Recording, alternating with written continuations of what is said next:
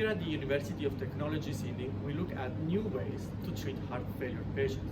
Patients that suffer from a heart attack and their irreversible damage doesn't allow the heart to pump blood properly anymore. We do this by taking patients-derived skin biopsies or bloods.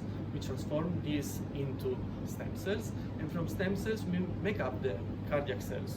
Now, these heart cells are transplanted back into the patient through a specific process we developed in our laboratory.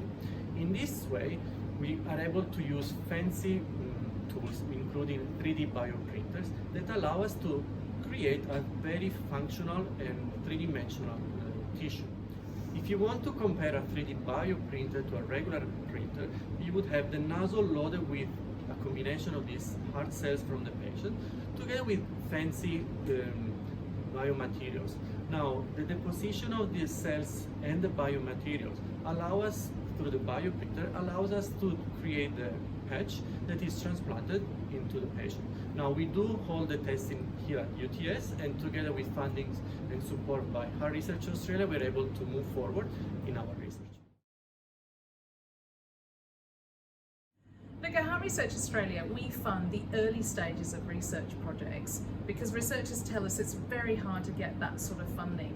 And the early funds that we provide gives them the resources that they need to get teams together and the early results needed to qualify for bigger government grants. So this is the really exciting bit. This is the printer. Can you explain to me how it works? Yeah, sure. So this is the 3D bioprinter I mentioned to you guys before. So allows us to work in a sterile environment so that cells can be cultured and grown before they're transplanted back into the patient. So what you see is it has a contained environment that maintains sterility. At the same time, you see 3 different heads or tools where we load the cells.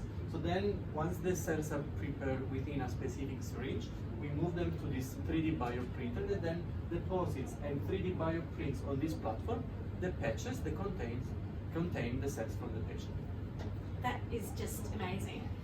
So, how long has this technology been around?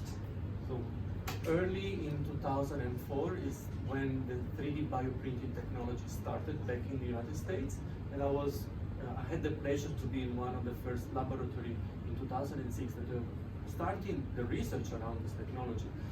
Back then, a bioprinter was costing more than $1 million US. Wow. Nowadays, you can find them easily commercially available for way less money. At the same time, you might be able to create your own thanks to all the technology available nowadays, even on YouTube as well. I love it. Do you watch Grey's Anatomy? I used to, but go ahead.